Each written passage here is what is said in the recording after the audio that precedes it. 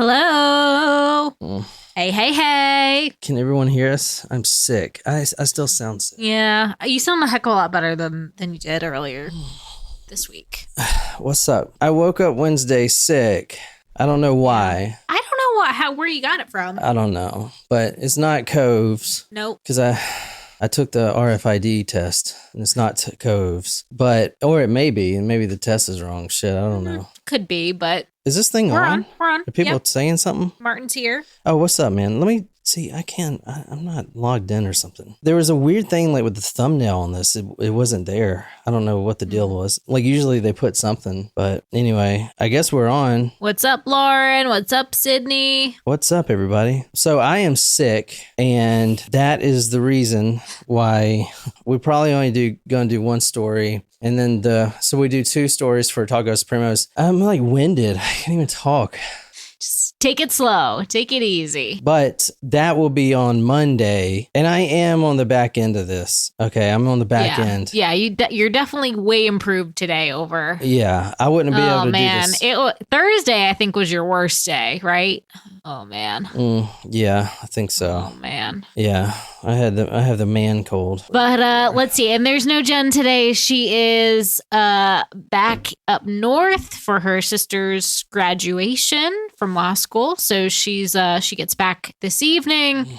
But we'll be back to normal next week. Hopefully everyone will be sickness free and here and all that jazz. Yeah. So we'll skip all of the typical welcome stuff for Patreon and the surprise shots. We'll save that for next week when Jen is back. Mm-hmm. Yeah. I do have something else. I know we're not going to go over who joined this week because that's Jen's thing, but I do have something else to throw in the pot if you join. And since this is like a big one, you have to pay the full price of the yearly price of the top annual, tier. Yep. Yeah, because this one cost me some money. I'm not gonna lie, but I have something cool and I only have 7 of these, I think. But if you are a true crime fanatic and you know who Joe Kenda is, he's on those homicide shows. I think he's written a book. I've never read his stuff. Maybe I have. I don't think I have. But I have his photograph signed by the man himself. Oh. And these are all him signed by, and these were bought at auction. You see the auction number here. So I bought these at an auction and I paid a premium price for these, but they're all signed by his hand. And these are all him. And I have 1, 2, 3, 4, 5, 6, 7, 8, 9. I have 9 of them. All right. And since they cost me a pretty penny, we got to give them only to the people that are going to Supremos who do the year sign up. Yeah. Plus, you get the 2 comic books, all that stuff. I'm not going to go into it, man, because I'm about to die as it is. Stop. I'm going to open this beer and talk about killing people. How are you drinking a beer right now? That's what I can't do when I'm sick, like alcohol. I mean, yeah, I guess you're trying to kill the germs, but what's up, Faith? Lauren says she got her swag yesterday. Hey, Wolfie's sister. What up? Hey, what's up, Danielle? That is my sister's name. Yeah, it is. And that's my brother's name, too. It's crazy. So, oh my God, this story you have never heard. Ain't nobody covered this story. I can promise you that. We are going to Wisconsin, right up from where the man wore his mom's skin as a body costume. Oh, okay. Yeah, okay. right up cool. from Plainfield. Do we have any Wisconsin nights out there? Any Wisconsin nights? Is that what they're called? Cheeseheads, right? Cheeseheads? Yeah. What's up, Chris? What's up, Chris?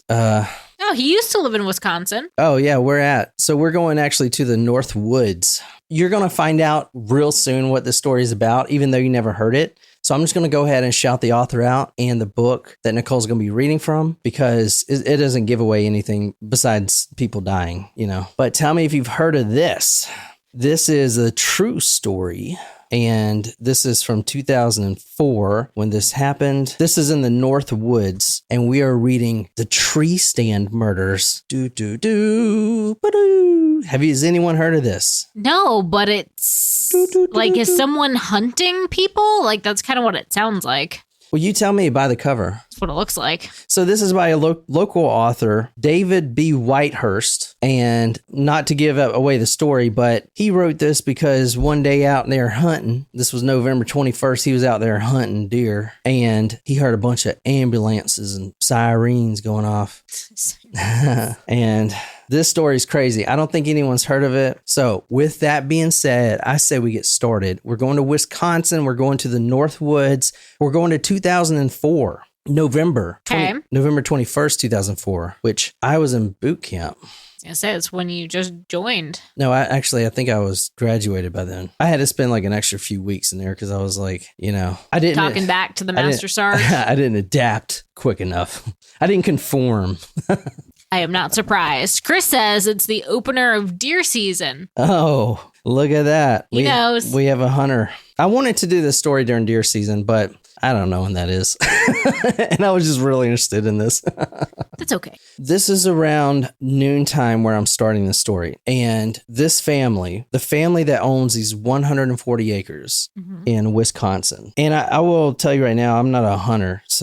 But if you are a hunter, there are certain things that you have to know. Number one, if you're out hunting, you have to wear this. It's called a blaze orange jacket. If you flip the jacket over, it's camouflage. But so you don't get shot, you have to wear that orange jacket. And every hunter out there in Wisconsin, at least, has a back tag on them, which will identify anyone. It's like a license plate, and it's on their back, and you have to wear that. That's in case if someone's wearing a ski mask or something and tries to run after doing something, bad or like trespassing or something, the tag number, you can get the tag number. Okay. We are going to the property of two men tonight, the Willer/Croteau property. And this is November 21st, 2004, North Woods, Wisconsin.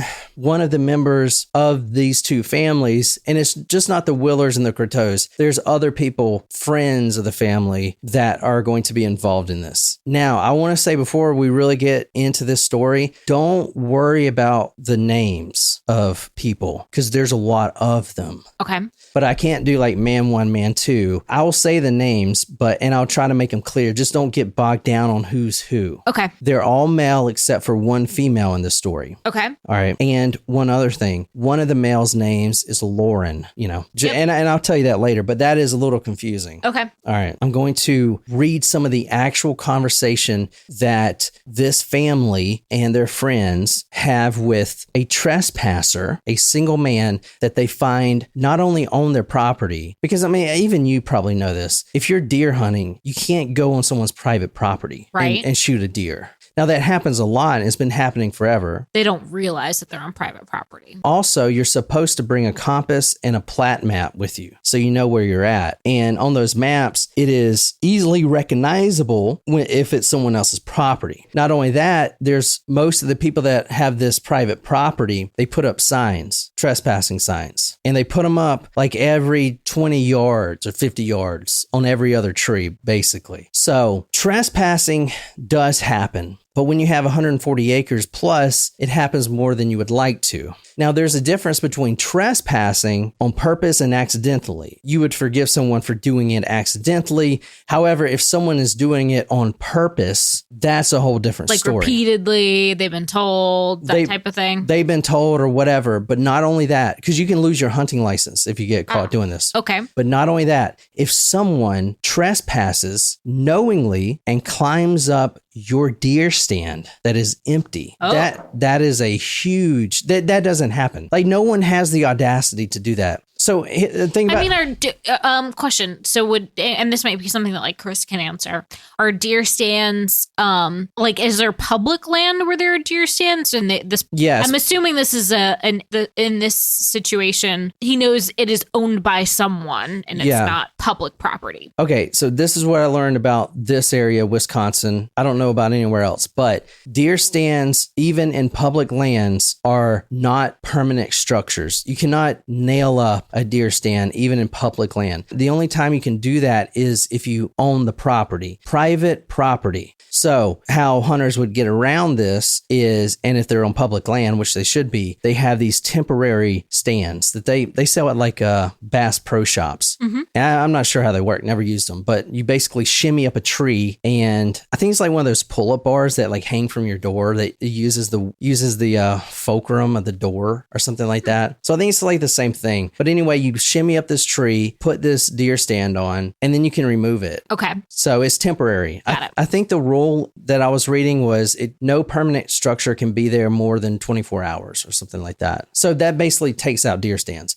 The reason that's so important is because this guy, this trespasser, is on someone's deer stand knowing that he's doing the wrong thing. That's a big difference, you know? Mm-hmm. Agree. And Chris does say that there is a plat book that has like the landowners' names and the sections of the land that they own. There you go. So it should be clear if you are an experienced hunter. There you what go. To do. And this trespasser did something even more screwed up. He knew he was on private property, and he knew he was on someone else's deer stand, which is a big FU to anyone that owns that property. But he also flipped his orange jacket, which you're supposed to wear. This is how people can see you in this orange jacket. He flipped it around. He also had that orange hat on, the hood, flipped it around. On the flip side of these jackets are camouflage. So he is trying to blend in. Plus he has a camouflage ski mask on. All things you're not supposed to do. Oh yeah, you're not supposed to do that. He is doing this on purpose, knowing that. He has the Wisconsin hunting regulations in his backpack.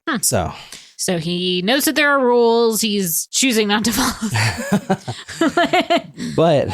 But it shouldn't end up in murder. It should end up in, hey, get off the damn property. So knowing that there's a murder, what do you think is going to happen? Well, how big is this, the land that's owned? Because I wouldn't, like, how many acres did you say? Did you already say that? Yeah, it's over 100. I think I read 140. Okay, yeah, you did say that. I'm sorry. Yeah, it's huge. So it's not like it's something you can really monitor if someone's crossing over into your land, unless they have like, I would put up a fence around my perimeter. I mean, not around 140 acres, you wouldn't. Well, if you're deer hunting on your own land, I guess you wouldn't, because you want the deer. Yeah. I mean, it just gets too ridiculous. You won't be able to put up that much. But you would put up signs and stuff like that.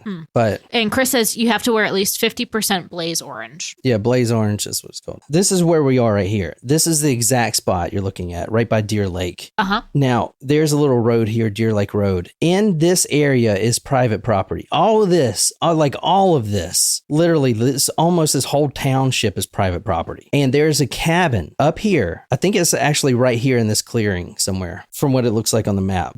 There's a cabin right here. And that cabin is in binocular view of this man trespassing. The trespasser is actually caught when two of the family members are walking down the road here. Okay. Deer Lake Road, and they see a trespasser in the tree stand, which is hard to see because he's camo. He's all camo, yeah. They see this man, and a few of these guys are going to go confront him, because this isn't the first time. And like I said, it's one thing to trespass, but you do not sit in another man's tree stand.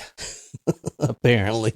I mean, even in the, like, out of context of we don't hunt, we don't do that, I would say that's a pretty big no-no. Yeah. And I'm reading this from the book. I don't know how to do a Wisconsin accent, but I do know how to do a hick Southern accent. So I'm probably going to do that, just to let you know. That's fine. Go with what you know. Well, we must have a trespasser. Willers, and I'm going to go over all these guys' names, so don't get bogged down on the names. Willers walked over to the individual in the tree stand and hollered, "What hunting party you with?" The man in the tree stand didn't answer, but he did start coming down the tree stand. "What direction did you come from?" Willers asked. And this man, he didn't say anything. He just gestured north. He came from the north, which doesn't make sense, because that basically means he would have to travel almost 140 acres through private property to get where he's at this point. Not if he good. came north. Yep. So it's obvious right now that this man's lying. He came from the south, because at the north is the borderline for Minnesota, right? I mean, okay. Yeah,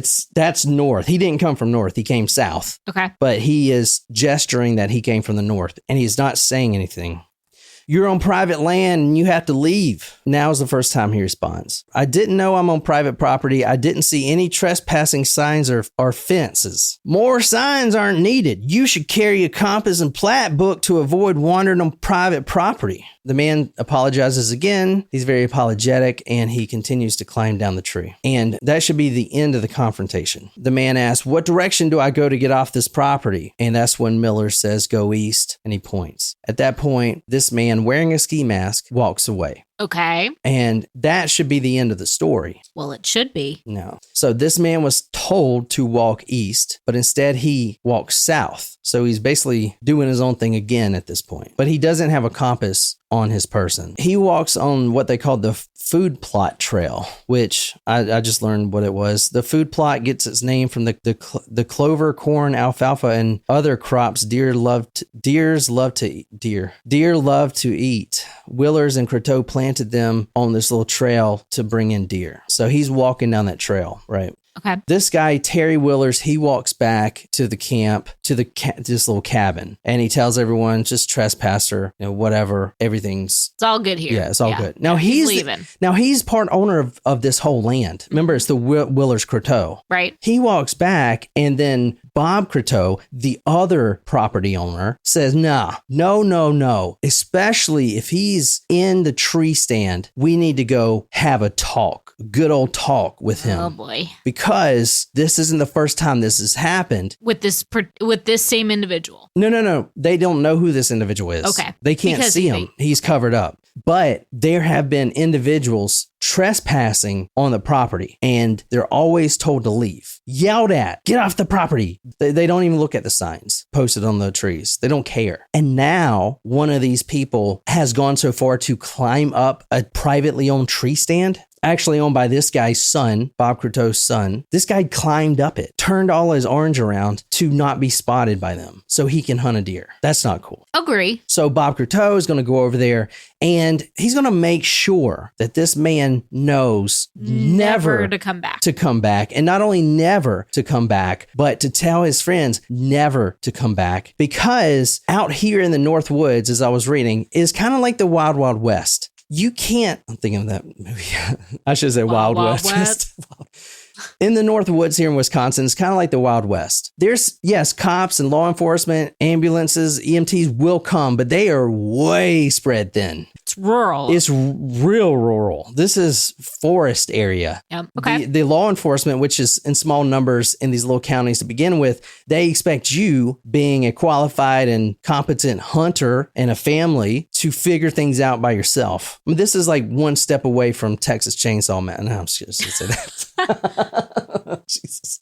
I don't know why that movie's on my mind.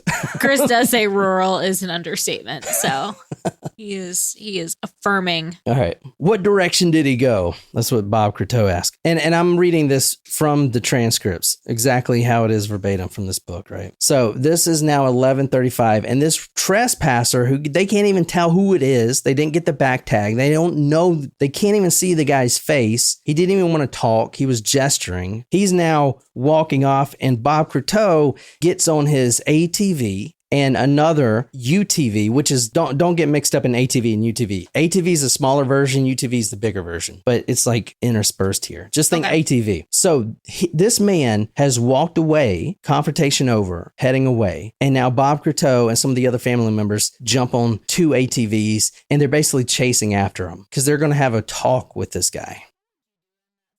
What would you do in that situation, John? Would you have been the guy saying like, all right, leave, get out of here? Or would you have been the person who's like, no, I'm going for a second talk. Make sure he knows we mean it. I would say I'm going to go for a second talk to make sure he knows we mean it. But I would also bring some firearms with me. Okay. I had a feeling.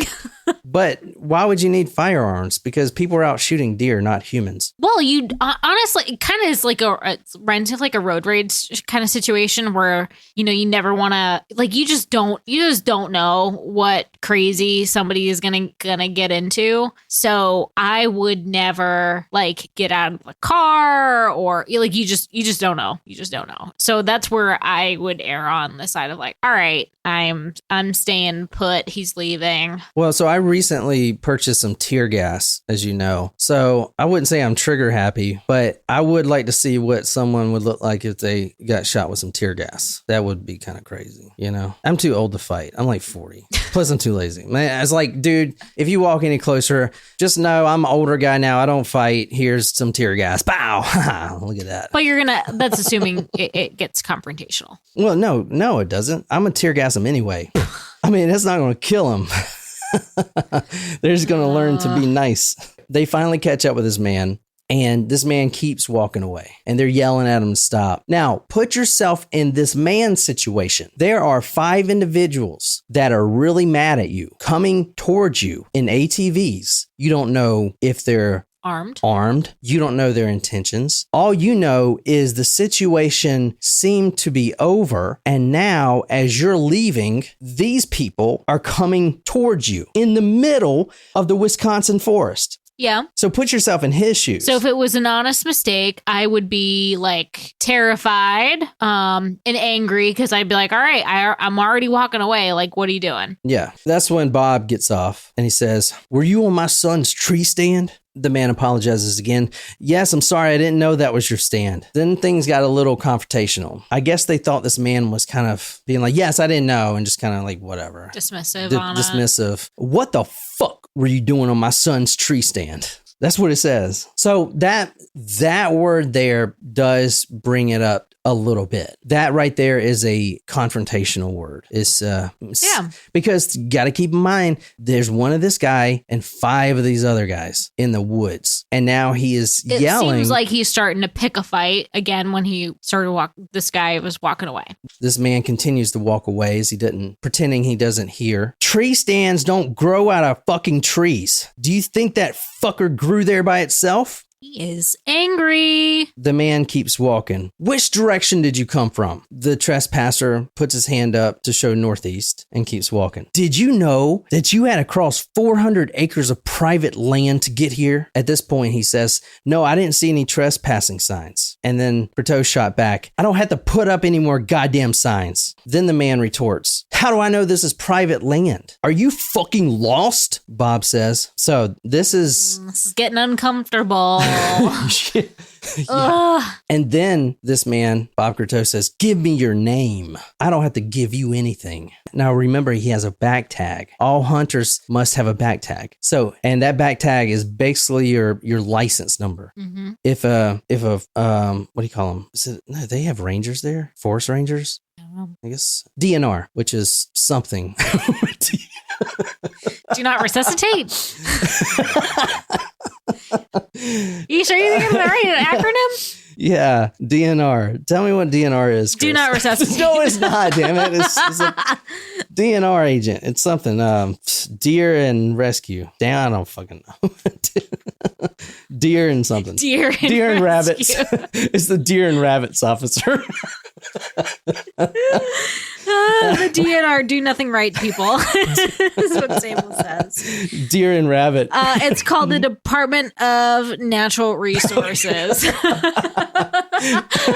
I liked Sable's better. What was hers? The do nothing right people. The DNR agents can look up your license number and know exactly who you are. Is it like a 6-digit number, easy, like a license plate, easy to write down and remember? Yeah, his is actually, I think they're 6 to 8. I have his here. It's somewhere down here in these notes. Anyway, it's like 8 numbers. No hyphens, just a bunch of numbers. Anyway, this man said, I'm not giving you my name. I don't have to give you anything, he says. Now, he is trying to walk away at this point, and now he's noticeably getting kind of anxious as well. So at this point, Croteau starts throwing his arms up in the air and, just being extremely animated. At this point, one of the other men, as this man is trying to leave, he has to circle back around this SUV. Another man steps in front of his path. Now, this is very important because this means this man They don't want him to leave. is almost. being confined. Yeah. They really want to discipline this man. So you can see that this is a very tense situation. Yes. He sidesteps and tries to walk away again. I'm not done with you yet. That's what the property owner, Bob Croteau, said. Now, I'm going to come back to the full thing here. There's more to this that you need to know. There's more to this conversation that you need to know. Okay. But I'm going to leave that clean slate for now, but we will come back. And it's an extremely important part, which, Chris, I know you know what it is, being up in Wisconsin. But we're going to come back to the full thing, and I'm going to show you what that is. It's extremely important, and it's going to change how you view this situation here. Okay. But we're going to skip forward to now when this man finally breaks free, and he is about 50 yards away. Okay. Now, at this point, as you'll see, stories are different. This man that stepped in front of him, Joey, it was actually his son, Joey Croteau, steps in front of him. And his father says, let him go. And then they tell him, follow the ATV trail and get the fuck out of here and never come back. And then he walks away. So that should be the end of the confrontation. But being Joey Greco, the confrontation's the best part. Jesus.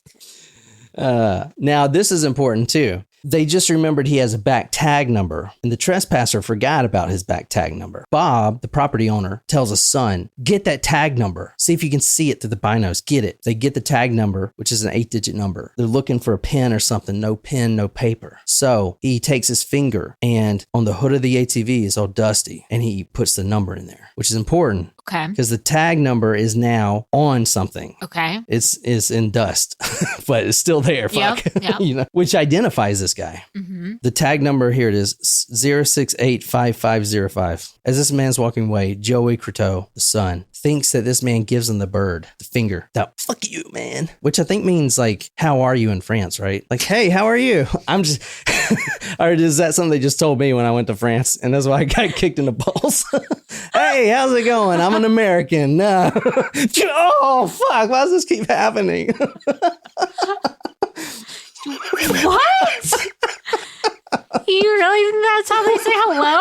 I think so, right? No. Oh. You know how they say hello? They kiss you 3 times. They don't flip you off. But other countries, they don't know what this is. Yeah, they do, babe. Do they? Yes, they do. Jeez. Joey calls out, did you just give me the bird? This man's about 30 yards away now. He says, no, I didn't. And then he hears something he doesn't want to hear. He hears Bob say, we've got your back tag number and we're going to report you to the sheriff for trespassing. Now, as you're going to find out, this isn't the first time that this man has trespassed. This is his last strike. This man also has a felony. Oh boy. If he was to be reported again, his license will be permanently suspended. Okay. And he's an avid hunter. So hearing that they got his back tag number escalates the situation. Escalates it, yes. All right, what do you think so far? Because he's like, shit, no. This is high stress. Yeah, a little bit. Let me tell you the names of attendants who's out here. Don't get bogged down on the names, but you're going to be reading some of the stuff.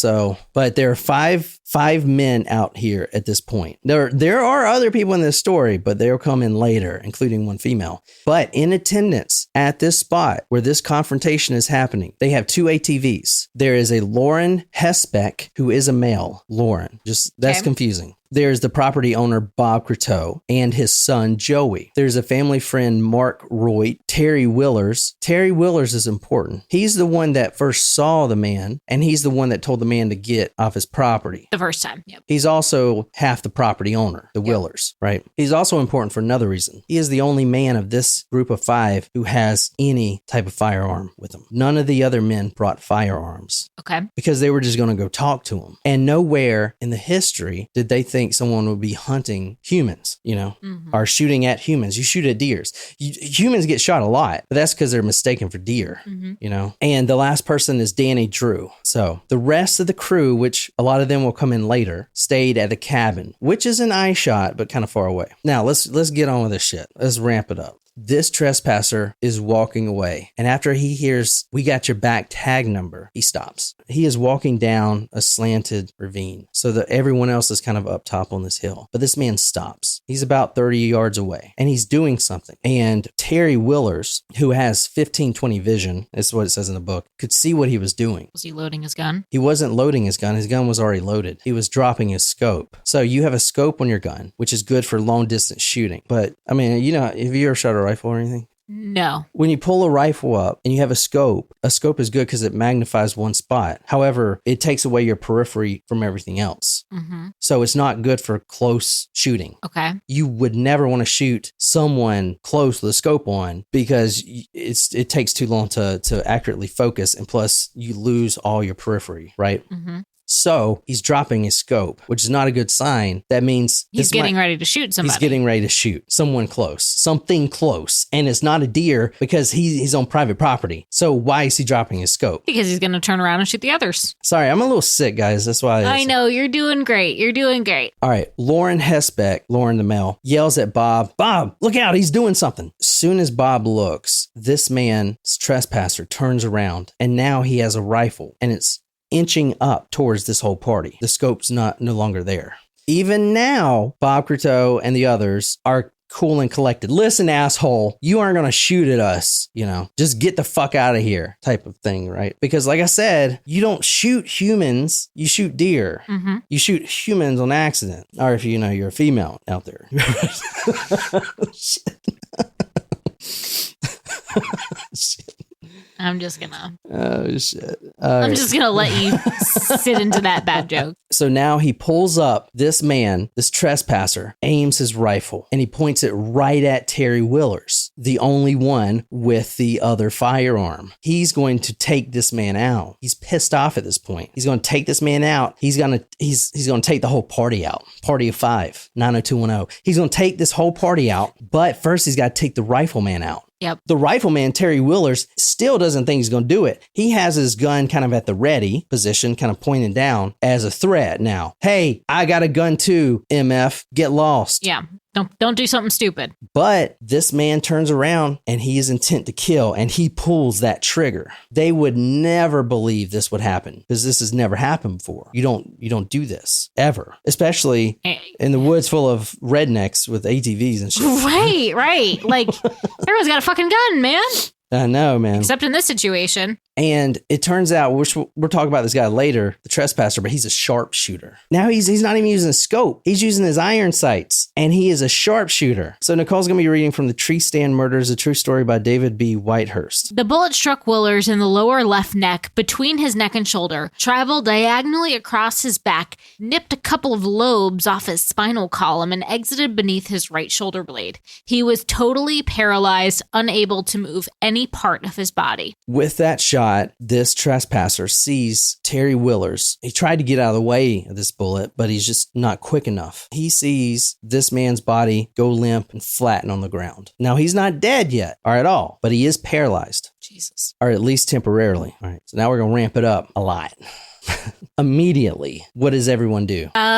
Somebody's gonna go for the gun that was just kind of dropped by their colleague. So when the bird situation happened, Terry Willers walked forward a little bit. So he's in front of his friends. If they were to go for the gun, as you said, they would be proceeding forward towards him, out in the open towards the threat. And there's nothing to hide behind there besides your friend's body. To get the gun would be very risky. Plus, they're still in shock of thinking that no one would shoot at another human. So they all duck. Some of them duck behind the SUV. Some of them, like Bob Croteau, he jumps in the bushes. At this point, the shooter begins shooting at the others. He's got 4 more. And as you'll see, if he can get all 4, he can walk away free, right? In his mind. No. If he could kill all 4, if he could kill all 5 and leave no witnesses. Well, he doesn't know about the dust-written Yeah, he doesn't tag. know about that. But would they even recognize that? I don't know. Would it blow off by the time someone sees it? Good point. And if he was arrested, whose word is it? Well, no, everyone's dead, so... It's his words. Oh, he pulled the gun at me. They have a gun. Okay, all right. This is tricky. And I will tell you at the end of this is a chicken-egg situation we're going to talk about. What came first, chicken or the egg? Who shot first? Anyway, because stories differ here. Terry Willers falls on the ground. He's the only one with the other rifle. He's not dead, just paralyzed. And he is now in the midst of these bullets flying at his friends. The friends all jump behind different things and try to get cover. Next, he looks over and he sees his family friend, Mark Roit, who was just sitting on an ATV, not really part of the confrontation, just kind of there, sitting on the ATV. The ATV's still running. And this is how the book describes it. For a split second, a millisecond, Mark looks over because he hears the shot and he doesn't dive behind anything because he's sitting on an ATV. He sees that he's the only one out in the open sitting on this ATV. And then he sees this man pointing a rifle straight at his face. Crazy. He didn't have time to do anything. It was instant. This sharpshooter took his next shot, and this guy, Mark Roit, sitting on this ATV, lifts his left hand up in front of his face instinctively. Right. Because my face is out open. I want to just block it. Maybe Deflect I'll get lucky. Yeah, deflect it. And it worked. He got lucky with it. The bullet penetrated his forearm, his left arm, and went through his upper shoulder, like right here at the shoulder blade. Extremely lucky. Wow. Yeah, that was really lucky. Well, sort of. The bullet did exit out of his shoulder. However, this single bullet wasn't done yet. It went through his forearm, because remember, this man is shooting uphill. So it went through his forearm, went up through his collarbone here, and continued, now deformed and deflected a little bit into his neck. This is one bullet. With all this momentum, it just so happens that Mark Roit was in the worst position he could be in, and this bullet exited from the top of his shoulder, but was ready to do even more damage than it did. The deformed bullet then bashed into his head in front of his left ear, punched a large hole, fractured his skull, passed through his brain and out the back of his head. He died instantly. The impact of the bullet knocked him off the ATV. His body flopped to the ground, spread eagle on its back. His ATV was in gear and chugged slowly forward. So, damn, okay, never mind. He was not lucky. So Mark Roit died instantly, but he still has his foot on the brake. This ATV that's still in gear. It's not even in park, it's in gear. So the only thing stopping this thing from going is foot. Wow. So like you see on the movies, in the Westerns, where the man on the horse gets shot and the horse is dragging his limp body. Same thing. The ATV takes off. And this man's limp body is now flopping just for a few seconds until it, boom, falls and rests right there on the Wisconsin soil. Wow. Now, it's crazy, right? Yeah. At this point, maybe they know, maybe they don't, but the shooter definitely knows he's got to kill everybody, all five. If he kills all five, he walks away. If he doesn't, he's whatever. So that's his job. So can he do it? Yeah. All right. And he's a sharpshooter. And the only other weapon is with the dude that's been shot. Right. But he ain't dead yet, so... Everyone scatters at that point, starts running, diving, getting down on the ground. But there's something that they don't really think about. Bob, for instance, what do you think he's wearing? He's wearing a bright orange jacket. Oh, no. Yeah. So with someone that wanted to leave no witnesses, it's going to be kind of hard to blend in with the terrain wearing that bright orange. Danny Drew would be the next one to be shot, although he wouldn't die for another few minutes, which we're going to talk about here in a second. But as the others found their bushes and dove behind the ATV, for instance, Danny, he tries to jump behind the ATV and he runs into Bob's son, Joey. They bump for a second and he realizes he's taking that spot. So Danny runs around the front again. And at this point, as I was reading the book, in my mind, everyone has their spot besides Danny. It's a musical chairs and he's the one without his chair. It's a musical chair situation. Oh. He's the only target available. This is stressful. You're Tom Brady and you're looking for that one guy that's open, real open. This shooter is Tom Brady looking for that one guy. And he, like Tom Brady, he's going to make an excellent pass. I know you hate me. I'm so glad Jen's not here to hear you. I'm just... Because he's a good guy. I'm still not over it. It's fine. Danny Drew is running around this ATV. He sees his spot was taken. Now he's going to try to go to the other one, but he's got to run back around the one ATV to get to the other one. It's musical chairs. And unfortunately for him, the music had stopped. He was the only one without a seat in this musical chairs. And the shooter shot again. The music stopped for Danny Drew. The bullet struck Drew on the lower left chest, broke 2 ribs, passed through his abdomen, and out the right side, tearing through his large and small intestine, pancreas, and stomach. His body crimped in half and crumpled straight to the ground, landing in an awkward position face down on his head, shoulder, and hip, mortally wounded. We'll come back to him. Mortally wounded, but not dead. All right. Bob Croteau, the property owner, he's next. He's in the bushes. He's hidden. Except with a bright orange vest. These are dense bushes. You can't see him anywhere, but you can see that bright orange, blaze orange vest. And he realizes that, but it's too late when he realizes it because he knows the shooter is coming for him next. He's the next one on the list. And he's already got his position and everything. He just didn't think about it. He thought he would be more hidden. I mean, this is the dense brush, briars, all kinds of things. He could be completely camouflaged. Maybe the shooter would think he got away and chase after him in some weird direction. Mm-hmm. But no, the jacket gave him away. You know, I was reading about this the blaze orange jacket. So it became a law to wear that. And this was, I don't know, like 40 years ago. As soon as that happened, the amount of hunter-on-hunter accidents went down like 51%. It's a lot. I know. So if you're shooting through a scope, apparently most of these guys would wear just camouflage. I don't know. I guess they look like deer. I've never been hunting. Or you just wouldn't know if someone was in the way, you know? Yeah, but I'm not going to shoot something if I don't know what it is. Like, I feel like you would know the difference between a deer and a human being. I mean, a human has arms. I don't understand why people keep getting shot. It's like, oh, something's moving. Bow, bow, bow. Yeah. Fucking crazy. The first shot whizzed right past Bob's head. Shit, he knows I'm here. Bob ducks down and then he realizes right then, oh shit, I'm wearing this orange jacket. I gotta flip this thing around. It's my only chance because now I'm stuck in these briars and he can just, I could go back and I could zigzag and maybe survive, but I gotta get this damn jacket off. So at this point, he falls to his knees and he's struggling with this zipper. He's trying to get, and it's stuck. The zipper's stuck and he's ripping it off. It's stuck in the fabric and he's desperate at this point. And he finally breaks that fabric, that little piece of fabric that's stuck in his jacket, and he gets the zipper free and zips it down. Yes. And I guess he didn't hear that shot that came out of that man's rifle or something. I don't know, because he was still messing with that zipper.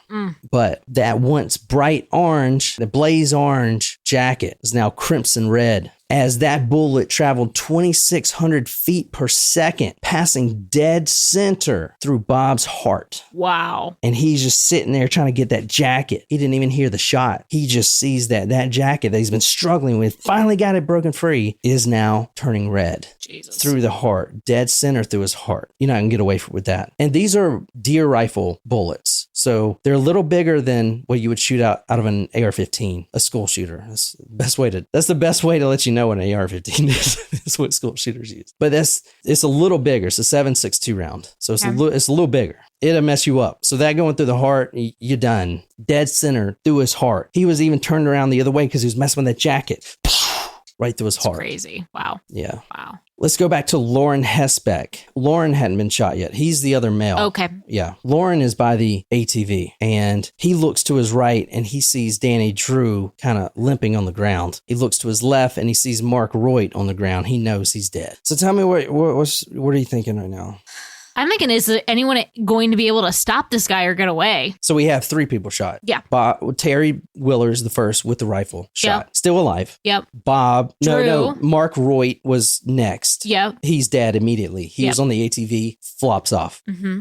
Danny Drew was next. Mm-hmm. Musical chairs. Yep. That's how I'm remembering him. He was shot. Yep. Mortally wounded, so he's still alive. Mm-hmm. Next is Bob Croteau, who is dead. So we actually have 2 more. We have Lauren Hesbeck and then Joey Croteau, Bob's son. So 6 people. Mm-hmm. Yeah, I was like, I thought there were 5. Sorry. Yeah, 6. I can't count. All right. Lauren, which is a male, Lauren Hesbeck is next in line. So this rifle, which I'll tell you about the rifle later, but it holds 10 shots. So 10 shots, 6 people. And he missed Bob the first time. Mm-hmm. So he wasted 1. Yeah. Lauren's crouched behind the ATV. He looks over to his right. There's Drew. He's dying, spurting blood everywhere. He looks to his left. There's Mark Royt on the ground. The ATV had thrown him off.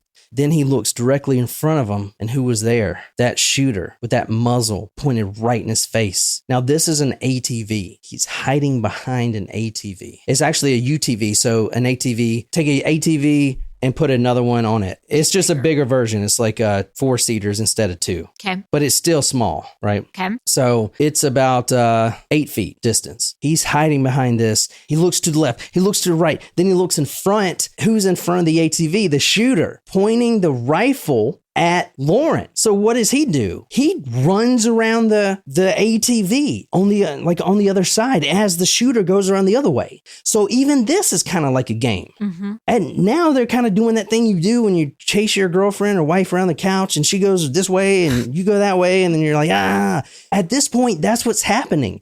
And you might think, I know when we all hear this, we have like this heroic thing where we're like, oh, I'll just charge him. Ugh. Unless you're there. Think about it. This shooter doesn't have his rifle sling to his back. This shooter is like this, has rifle pointed down at the ground, right at where this guy is crouching down, and he is going back and forth. And as soon as this guy pops out, it's going to be like hitting the weasel with the mallet. All he's got to do is wait till this guy either goes left or right, and he should have went the other way, because at this point they're going round and round. So I'm stressed out. If he charges him, he'll get shot right in the face. Boom. This guy just shot all his friends. This guy knows how to use a rifle. So what do? You got to keep playing this game. You got to keep going around in circles with this guy and hope to God your foot doesn't trip over a branch and you fall on your face. I'm stressed out, okay? Why? You're not there. I get secondhand stress very easily. Secondhand stress. Does that cause cancer? Like secondhand smoking? Maybe. Stress will kill you. Right. This shooter shoots. The first shot misses. Now, this is 8 feet away. He takes a shot, hoping this guy's going to come around the right, but he went around the left. The guy shoots anyway. The bullet just throws up a plume of dirt. Lauren looks over and is like, fuck, I'm glad I didn't go right around this ATV. But now, as the shooter's about to find out, Lauren is on his face. He tripped. His foot caught a branch, tripped face first. Now he's going to look up and see that rifle, and he doesn't have anywhere to go. The bullet lifted Hesbeck upward, drove him backward, and grabbing his chest, he shouted, "I'm hit!" Slammed him to the ground. Stunned and motionless, the shooter turned. He wanted the Croteaus. The only one, the son. Bob's dead. His father's dead. Joey's the only one not hit. The other ones are dying, and he's going to go back and make sure they're dead. It's not like they're going to get up and run around. They're all like, 2 of them are dead. The other 3 are on the verge. Yep. But they're not going to get up and run back. Right. But there is one guy that's not hit. A young guy, Joey Croteau. That's the next target. So at this point, the shooter is going to come back. I'm going to come back for you guys. I'll be right back. Just got to go kill this one guy. I'll be right back. He goes and takes off after Croteau because Joey Croteau is going back to base camp. Okay. Now, back at base camp, they're hearing these shots. True. Are they like there calling the police and stuff? No. Well, it's deer hunting season. Yeah. But the shots are irregular. You know, they're usually more systematic, I guess. But they think that, you know, that maybe they're celebrating. I don't know. So the cops aren't called for a while. Even when the forest ranger first hears the call, he thinks it's a joke.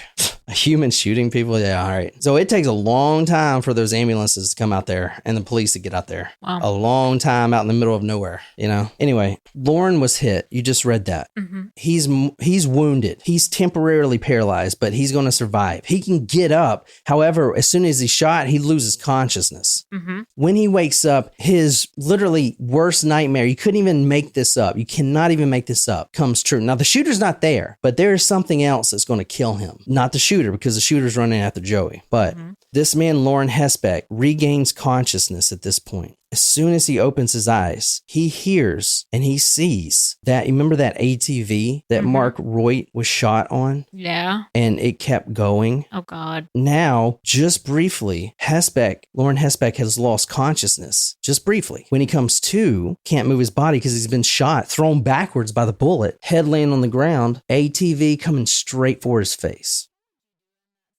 Because it's still moving, chugging along. Chugging. Not going like 30 miles an hour, but it's going to come and crush him. That's a 2,000-pound machine. It's coming straight for his face. Oh, man.